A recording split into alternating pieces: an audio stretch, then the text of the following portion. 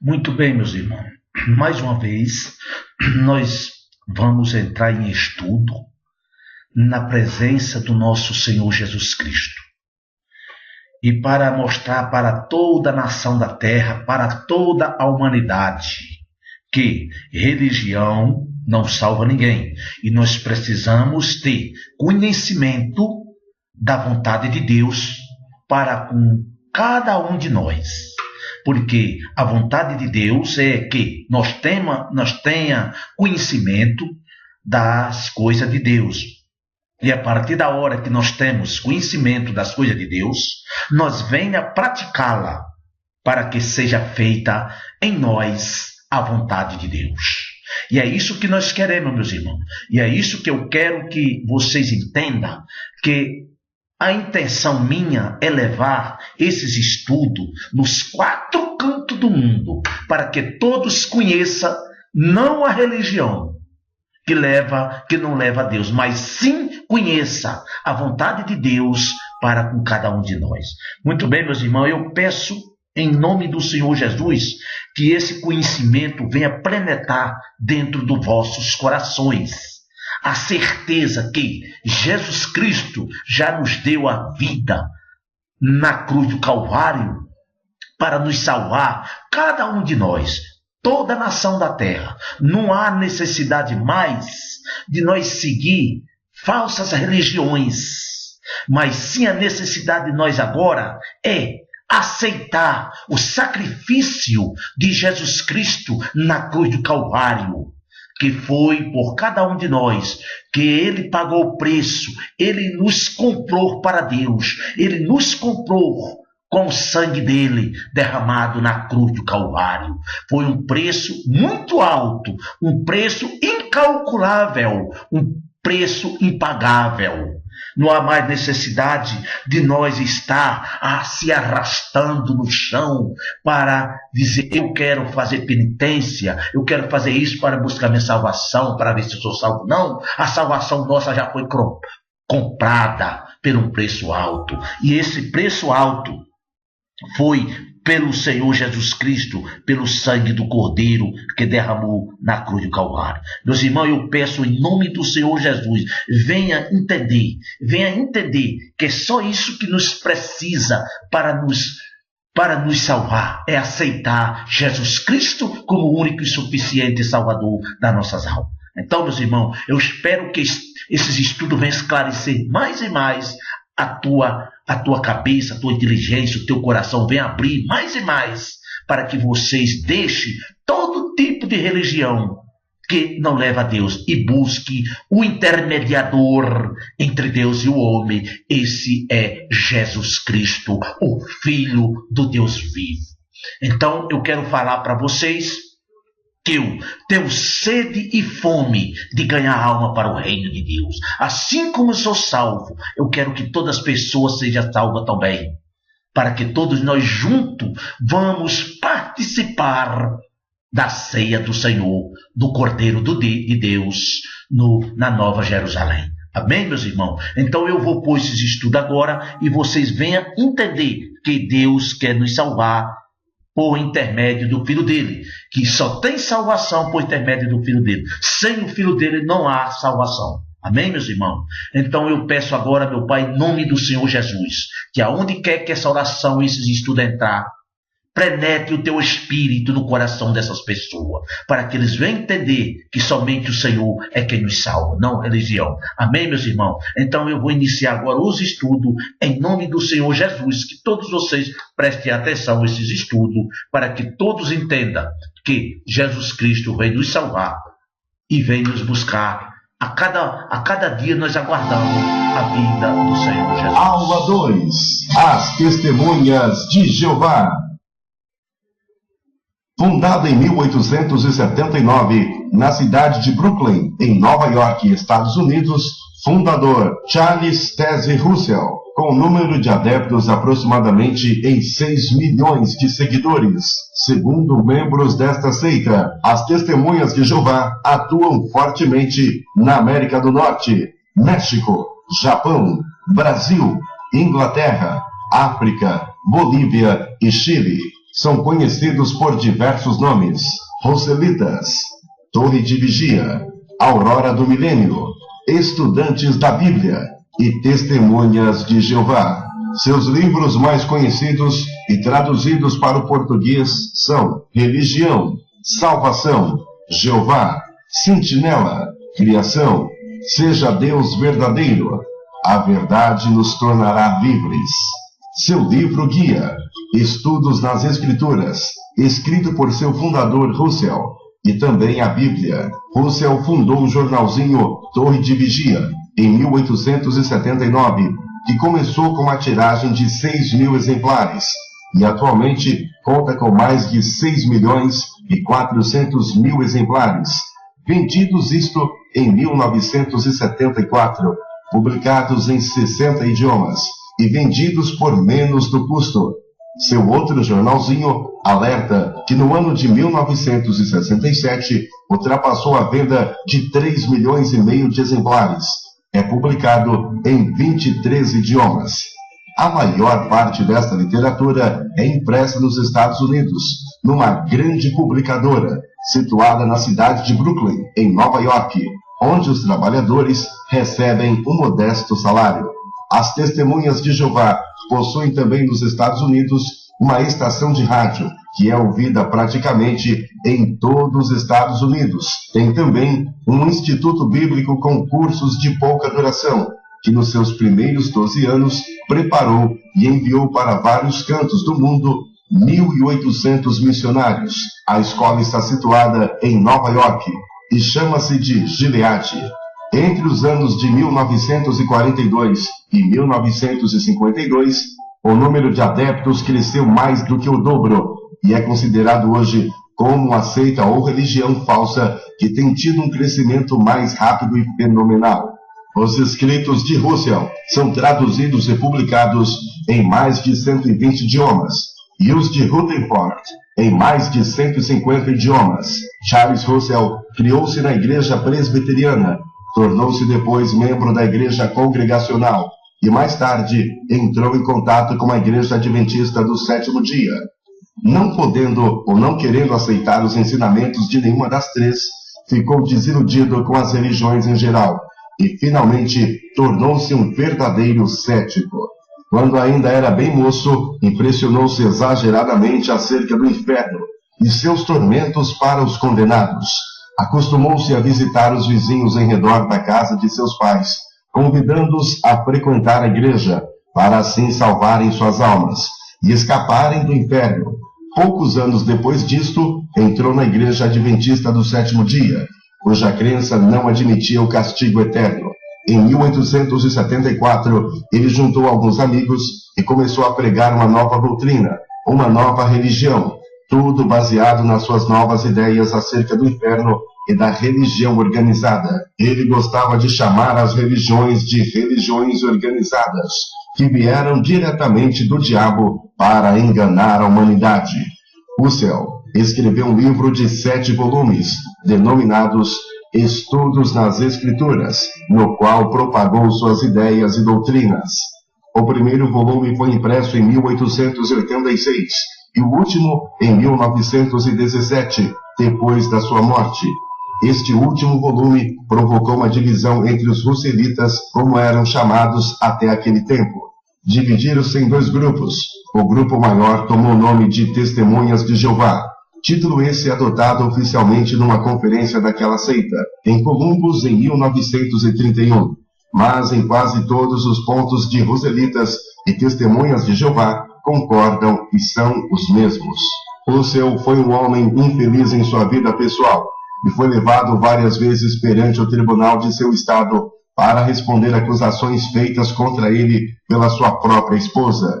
Quando finalmente ela pediu o divórcio, as seguintes acusações foram feitas e provadas contra ele. A sua tirania tornara o lar insuportável. Ele a retirou e isolou da sociedade para poder acusá-la de tortura. Suas relações com outras mulheres eram provadamente ilícitas. Também foi muito criticado por causa de seus vários negócios financeiros, Talvez o mais famoso foi o caso do escândalo do trigo milagroso. A semente deste trigo foi vendida sob a garantia de que produziria de 200 a 250 alqueires por hectare. Foi vendida à razão de $60 por alqueire. Quando a semente milagrosa não produziu como foi garantido produzir, Russell achou-se em grande dificuldade. Também aconteceu o mesmo com seu algodão do milênio e seu feijão milenar. Vendeu até uma para o câncer e uma para apêndice, mas somente aos da fé. Os fiéis ficaram desiludidos com seu guia espiritual por causa dessas fraudes e enganos, e muitos deles abandonaram a fé naqueles anos, e alguns o levaram ao tribunal para responder pelas famosas maravilhas alegadas por ele acerca dos seus produtos milagrosos. O seu juiz, nesses últimos julgamentos, foi um dos seus fiéis discípulos pelo nome de Rutherford. Logo depois da morte de Russell, em 1916, serviu 9 meses em uma prisão de Atlanta, Geórgia, por mentirosas e sediosas palavras. Quando Russell morreu, seu manto caiu sobre Rutherford, que imediatamente começou uma campanha ainda mais vigorosa que a do seu predecessor. Começaram as testemunhas de Jeová a distribuir folhetos e literatura do reino da casa em casa, e o juiz, como ele gostou de ser chamado, gravou discos com uma mensagem do reino, falada por ele mesmo. Entre 1919 e 1934, as testemunhas de Jeová cobriram quase todos os Estados Unidos com esta mensagem, fazendo visitas de casa em casa, tocando seus discos nas pequenas radiolas, com a mensagem do juiz Rutherford, e procurando vender os inúmeros livros e folhetos escritos pelo mesmo. As testemunhas de Jeová também fizeram campanhas ativas na Alemanha, China, Japão, Índia, Turquia, México, Canadá, África e outros países da Europa, onde já haviam discípulos daquela seita. Em 1942, anunciaram que as publicações do reino já haviam sido impressas e distribuídas em mais de 88 línguas. Só depois da Segunda Guerra Mundial é que eles começaram a invadir a América do Sul e o Brasil. Antes disso, vários missionários desse grupo já haviam trabalhado aqui e haviam estabelecido várias sedes de culto. Porém, um programa bem organizado para converter o Brasil não se realizou até depois de 1947. Em 1929, construiu na cidade de San Diego, Califórnia, uma luxuosa casa que ele chamou de Bet Sarim.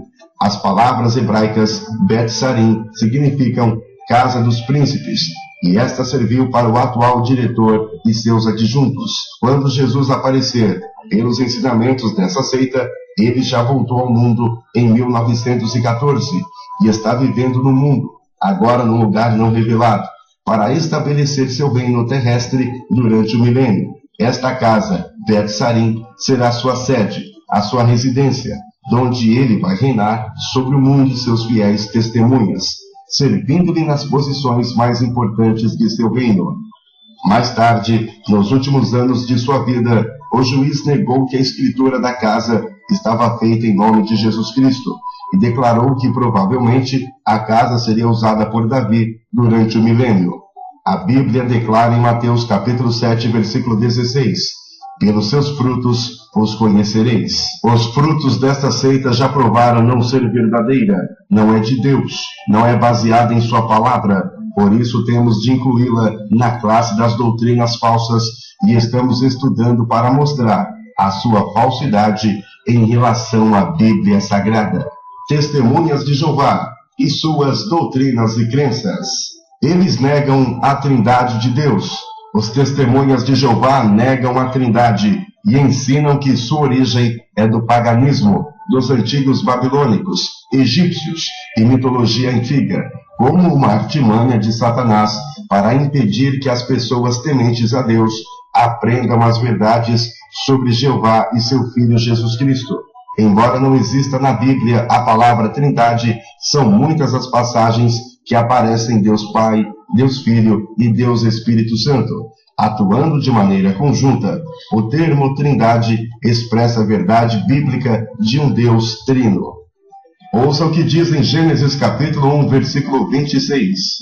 E disse Deus: façamos o homem à nossa imagem, conforme a nossa semelhança, e domine sobre os peixes do mar, e sobre as aves dos céus, e sobre o gado, sobre toda a terra, e sobre todo réptil, que se move sobre a terra. E criou Deus o homem à sua imagem. A imagem de Deus o criou, macho e fêmea os criou. Ouça o que diz em Atos capítulo 5, versículo 3. Disse então Pedro: Ananias, por que encheu Satanás o teu coração, para que mentisses ao Espírito Santo, e retivesses parte do preço da herdade? Versículo 4. Guardando-a não ficava para ti, e vendida não estava em teu poder? Não mentistes aos homens, mas a Deus. Ouça o que diz também em 2 Coríntios 10, versículo 4. Porque as armas da nossa milícia não são carnais, mas sim poderosas em Deus, para a destruição das fortalezas, destruindo os conselhos e toda a altivez que se levanta contra o conhecimento de Deus, e levando cativo todo o entendimento à obediência de Cristo. Em Efésios 1, versículo 19, também aprendemos: e qual a sobreexcelente grandeza do seu poder sobre nós, os que cremos, segundo a operação da força do seu poder. Versículo 20, que manifestou em Cristo, ressuscitando dos mortos e pondo à sua direita nos céus. As testemunhas de Jeová também negam a divindade de Jesus Cristo. Eles acreditam que Jesus foi a primeira criação de Deus, sendo uma divindade inferior e não igual a Deus. Jesus é a segunda personagem do universo. Negam a encarnação de Jesus e suas naturezas. Negam o poder de Jesus Cristo de fazer expiação pelos nossos pecados. Negam a ressurreição corpórea de Jesus Cristo e negam a sua vinda visível. A Bíblia dá-nos provas suficientes de que todas as crenças das testemunhas de Jeová sobre Jesus não têm qualquer sustentação. Ao contrário, mostra-nos como na realidade aquilo que eles negam, tornando seus ensinos em grandes heresias. Jesus Cristo foi gerado por Deus, sendo o primogênito de toda a criação. Ele é o Deus criador do universo. Ouça o que diz o Evangelho segundo São João, capítulo 1, versículo 1. No princípio era o Verbo, e o Verbo estava com Deus, e o Verbo era Deus. Ele estava no princípio com Deus. Todas as coisas foram feitas por ele, e sem ele nada do que foi feito se fez. Nele estava a vida, e a vida era a luz dos homens. E a luz resplandece nas trevas, e as trevas não a compreenderam. Houve um homem enviado de Deus, cujo nome era João. Este veio para testemunho, para que testificasse da luz, para que todos crescem por ele. Não era ele a luz, mas para que testificasse acerca da luz. Ali estava a luz verdadeira, que alumia a todo homem que vem ao mundo. Estava no mundo, e o mundo foi feito por ele, e o mundo não o conheceu. Veio para o que era seu, e os seus não o receberam. Mas a todos quantos o receberam, deu-lhes o poder de serem feitos filhos de Deus, aos que creem no seu nome, os quais não nasceram do sangue, nem da vontade da carne, nem da vontade do varão, mas de Deus. E o Verbo se fez carne, e habitou entre nós, e vimos a sua glória, como a glória do unigênito do Pai, cheio de graça e de verdade. Jesus é Deus como Pai. Ouça o que diz no livro de Isaías, capítulo 9, versículo 6. Porque o menino nos nasceu, um filho se nos deu, e o principado está sobre os seus ombros, e o seu nome será Maravilhoso, Conselheiro, Deus Forte, Pai da Eternidade, Príncipe da Paz. Jesus é Deus encarnado. Ouça o que diz em Atos capítulo 1, versículo 11. Os quais lhe disseram: varões galileus, por que estás olhando para o céu? Esse Jesus que dentre vós foi recebido em cima no céu, há de vir assim como para o céu o vistes ir. Jesus venceu a morte e ressuscitou. Ouça o que diz no livro de São Mateus capítulo 28, versículo 18. E chegando-se Jesus, falou-lhe dizendo: é-me dado todo o poder no céu e na terra.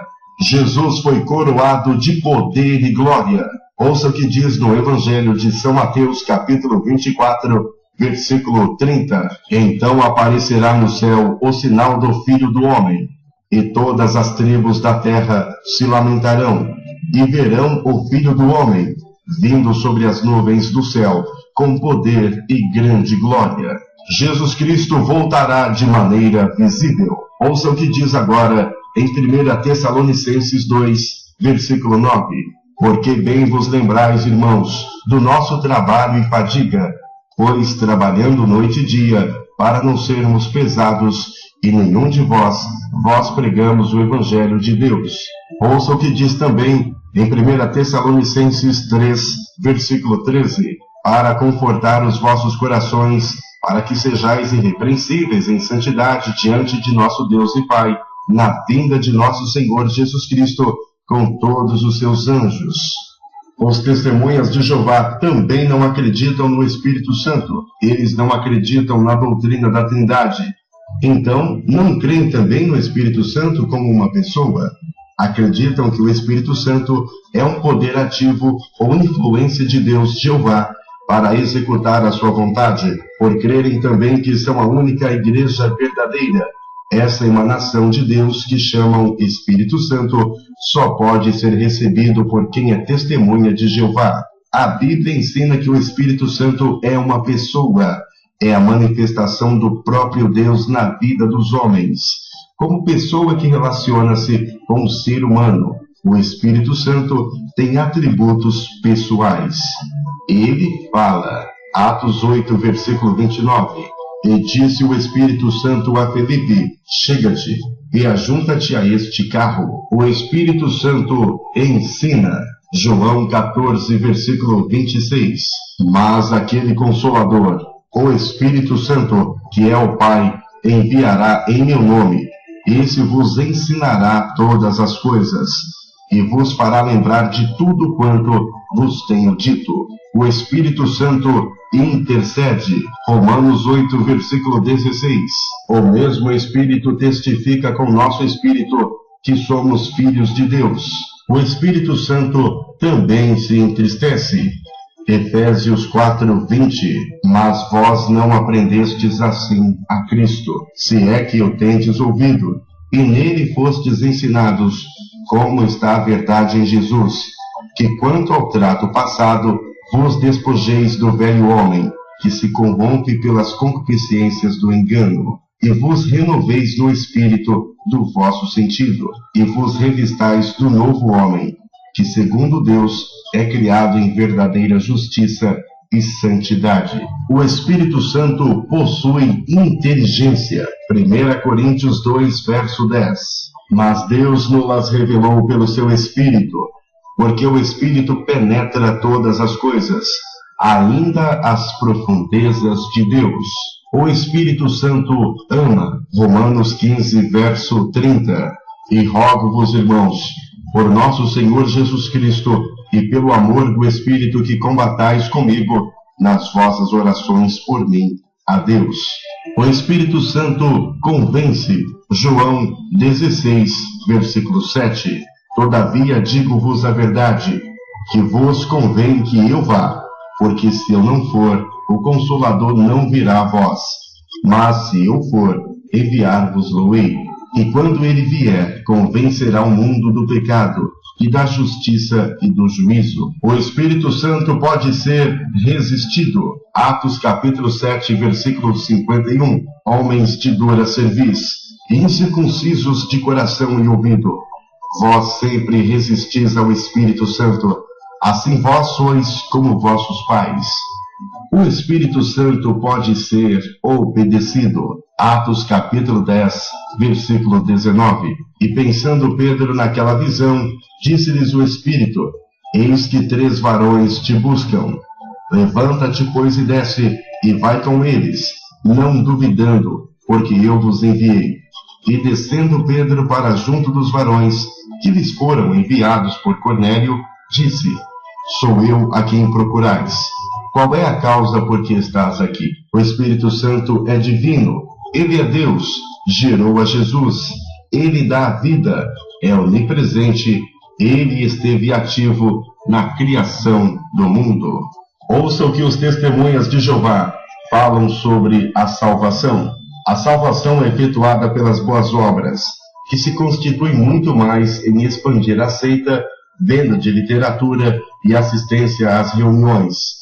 A morte de Jesus, que para eles não é o Filho de Deus, mas uma criação como são os anjos, serviu apenas para dar ao homem uma nova oportunidade de vida terrestre. Isso no futuro. Eles negam a existência do inferno e da necessidade da morte de Cristo para a remissão dos pecados. Mas a Bíblia ensina que o homem foi separado da glória de Deus devido ao seu pecado. A condição de pecador requeriria do homem uma aproximação de Deus, o que somente foi possível pela morte de Jesus. A salvação só pode ser alcançada pelo homem mediante a fé em Jesus Cristo. Ele é o Cordeiro de Deus que tira o pecado do mundo. É a manifestação do amor de Deus pelo homem. É o caminho que leva-nos de volta para o Pai. É o único caminho. Confira o que diz a Bíblia. João capítulo 3, versículo 16. Porque Deus amou o mundo de tal maneira que deu o seu Filho unigênito, para que todo aquele que nele crê não pereça, mas tenha a vida eterna. Ouça o que diz em Lucas capítulo 19, versículo 9. E respondendo eles disseram: João Batista, Elias e outros, que um dos antigos profetas ressuscitou. E disse-lhes: E vós, quem dizeis que eu sou? E respondendo Pedro disse: O Cristo de Deus. Ouça o que os testemunhas de Jeová falam sobre a mortalidade da alma. Eles acreditam que após a morte, a alma deixa de existir. Em sua doutrina, o homem é a combinação do barro da terra com o sopro da vida, tornando-se alma vivente. Quando morre o homem, morre a alma. Eles não acreditam que a alma é imortal, que a alma vai viver de maneira consciente num lugar de gozo ou de tormento eterno. Acreditam em um estado de total inconsciência e inatividade, onde tudo cessa com a morte. Mas a Bíblia contesta. É bom saber que a palavra alma na Bíblia possui vários significados. Por exemplo, referindo-se a uma pessoa, Gênesis 46, versículo 22. Estes são os filhos de Raquel, que nasceram a Jacó, ao todo 14 almas. Alma referindo-se ao sangue, Levítico 17, 14.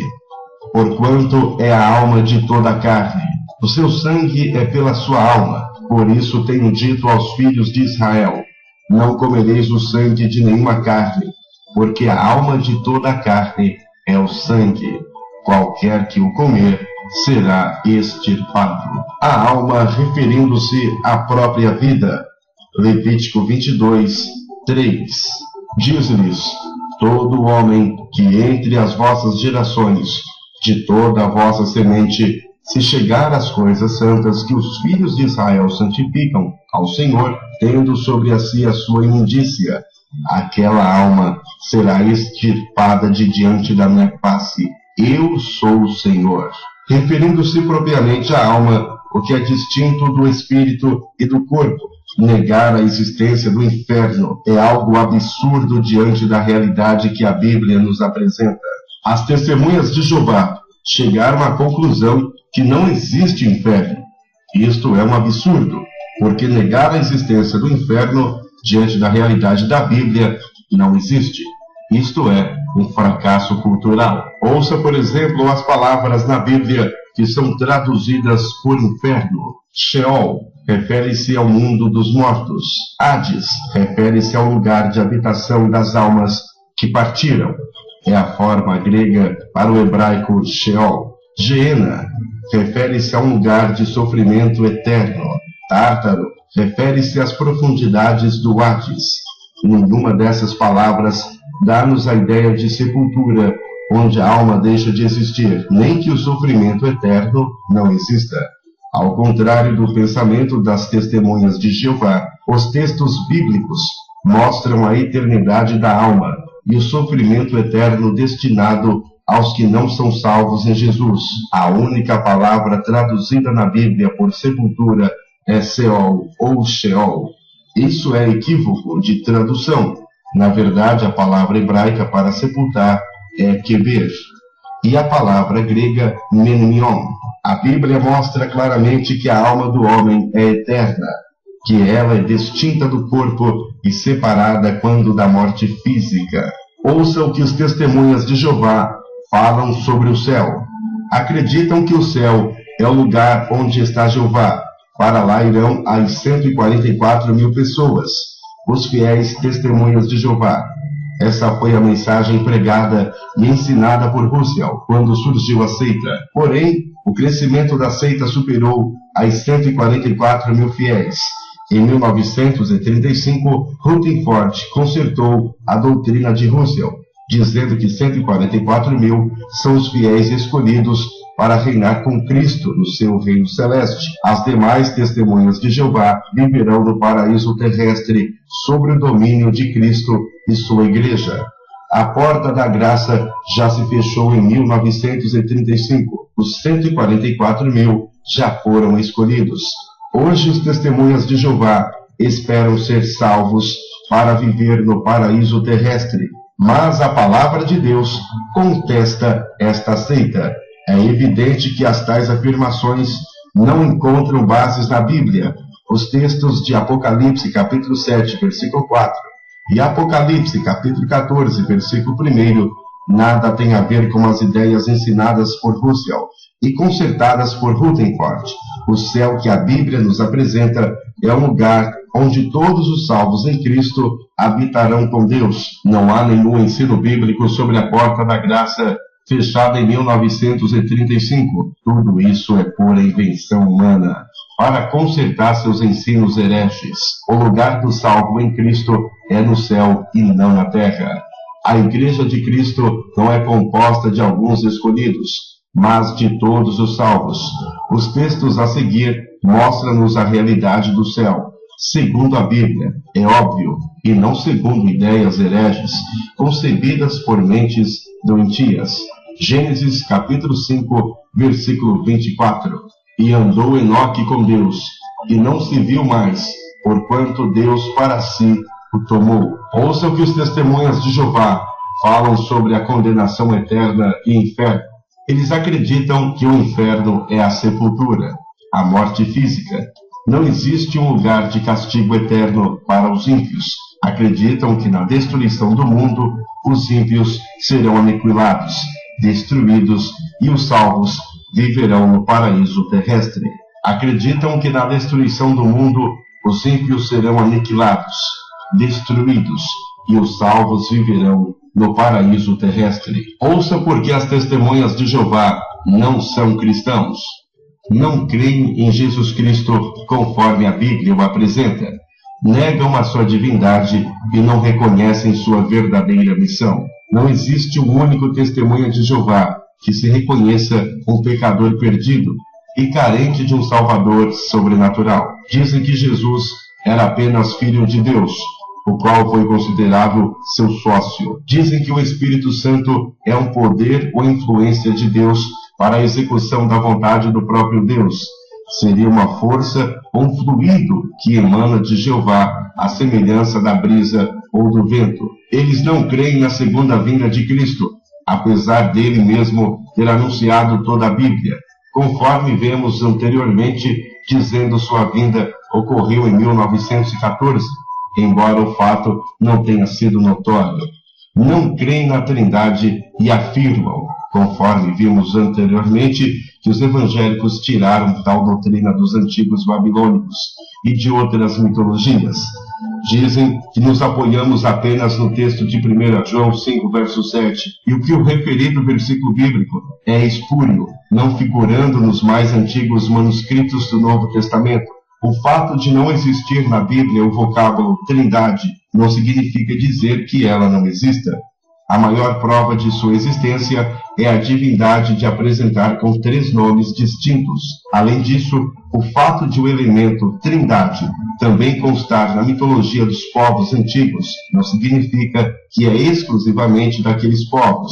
Os babilônicos e egípcios criam e ensinavam sobre Satanás, e os testemunhas de Jeová creem nele também. As Escrituras reconhecem que os atos de uma pessoa na Trindade são igualmente realizados por todas as outras, devido precisamente ao fato de as 3 serem um.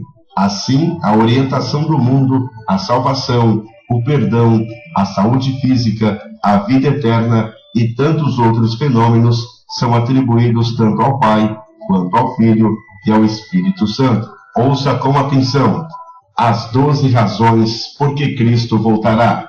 Primeira razão: para consumar a salvação dos fiéis.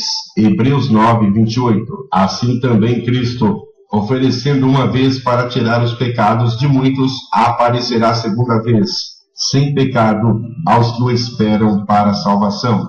Segunda razão: para ressuscitar os mortos, vestir os corpos de incorruptibilidade e transfigurá-los. É o que diz em 1 Coríntios 15, 35. Mas alguém dirá: como ressuscitarão os mortos? E com que o corpo virão? Insensato! O que tu semeais não é verificado, se primeiro não morrer. E quando semeais, não semeais o corpo que há de nascer, mas o simples grão, como de trigo, ou doutra qualquer semente. Mas Deus dá-lhe corpo como quer, e a cada semente o seu próprio corpo.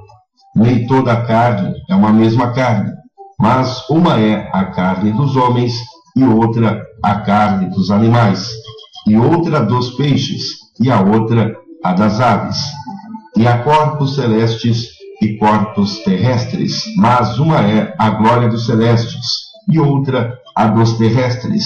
Uma é a glória do sol, e outra a glória da lua, outra a glória das estrelas, porque uma estrela difere em glória de outra estrela. Versículo 53. Porque convém que isto é corruptível, se revista da incorruptibilidade, e que isto que é mortal se revista da imortalidade. E quando isto que é corruptível se revestir da incorruptibilidade, e isto que é mortal se revestir da imortalidade, então cumprir-se-á a palavra que está escrita: tragada foi a morte na vitória. Terceira razão: para julgar a todos, castigando os incrédulos e recompensando os servos.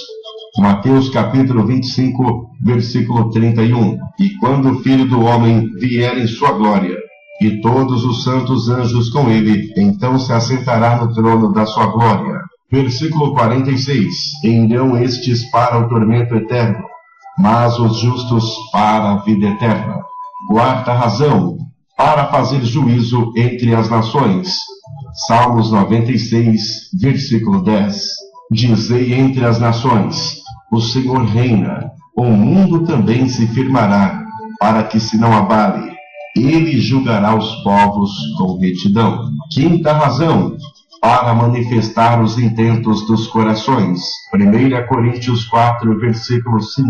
Portanto, nada julgueis antes de tempo, até que o Senhor venha, o qual também trará à luz as coisas ocultas das trevas, e manifestará os desígnios dos corações, e então cada um receberá de Deus o louvor. Sexta razão: para trazer à luz as coisas ocultas, explicar todos os mistérios e reivindicar a sabedoria, amor e justiça de Deus. 1 Coríntios 4, também versículo 5. Portanto, nada julgueis antes de tempo, até que o Senhor venha, o qual também trará à luz as coisas ocultas das trevas, e manifestará os desígnios dos corações, e então cada um receberá de Deus o louvor. Sétima razão: para ser glorificado nos seus santos, se fazer admirável por meio de todos os que creram. 2 Tessalonicenses 1, versículo 10.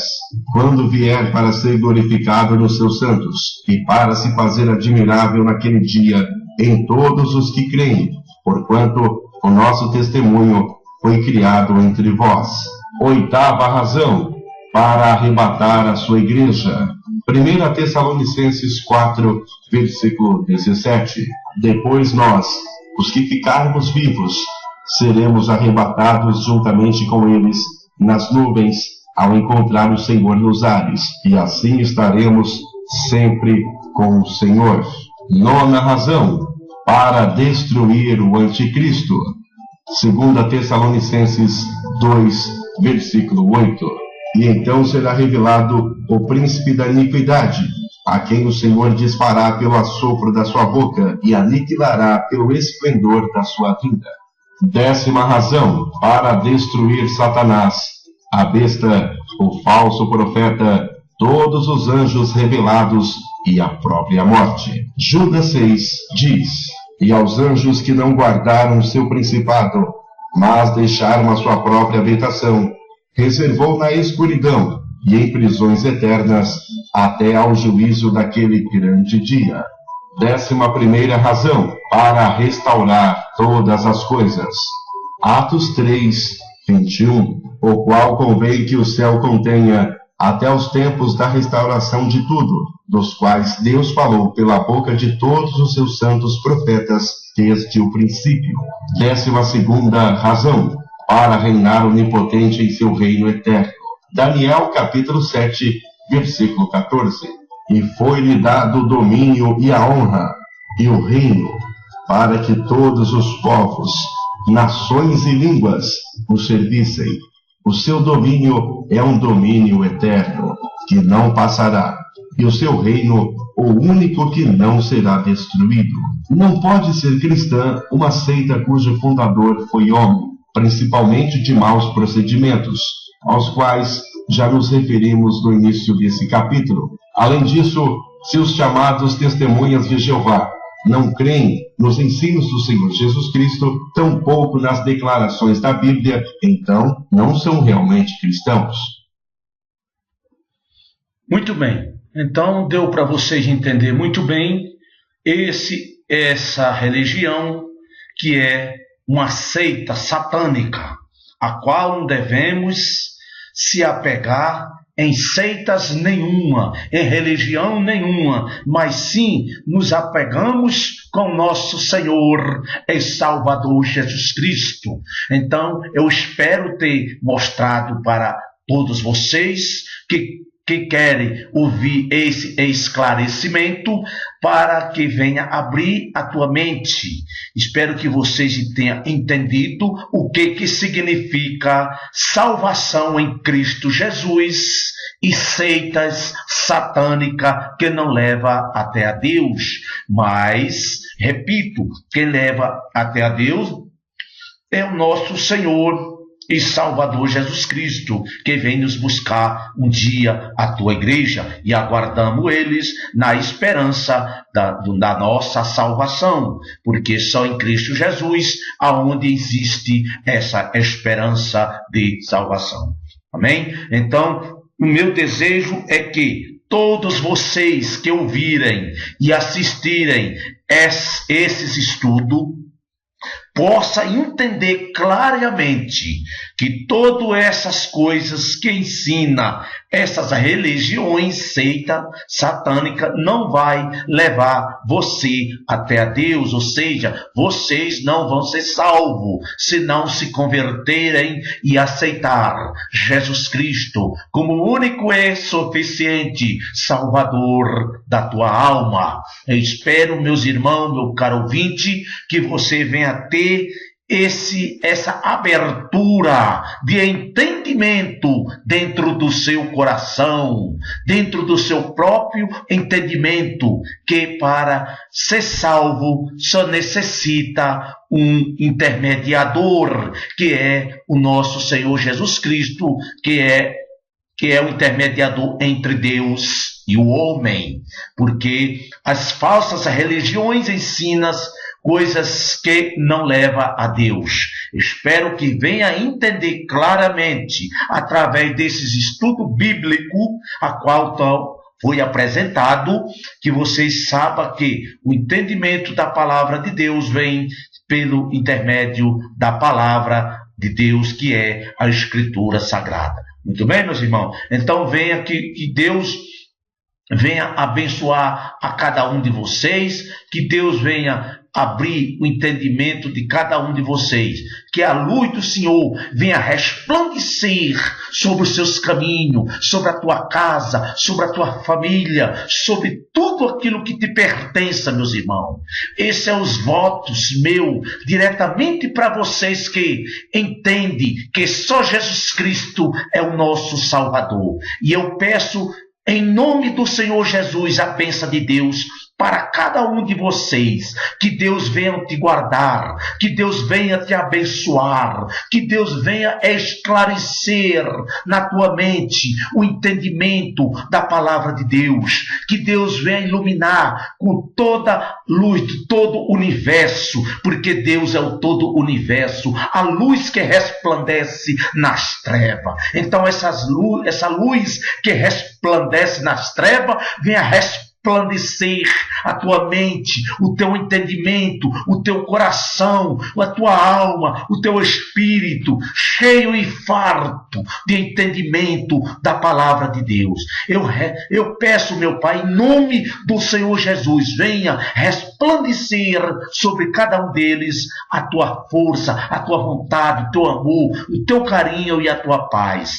Eu abençoo a cada um desses ouvintes que venha entender e se converter e aceitar Jesus como seu Salvador. Então receba aí, meu irmão, a bênção de Deus agora. Receba a consagração de Deus em tua vida. Seja vocês todos abençoados. Seja vocês todos consagrados. Seja vocês todos lavados no sangue do Cordeiro que verteu na cruz do Calvário. Seja vocês todos abençoados na bênção do Pai, na bênção do Filho e na bênção do Espírito Santo de Deus. Amém. E graças a Deus.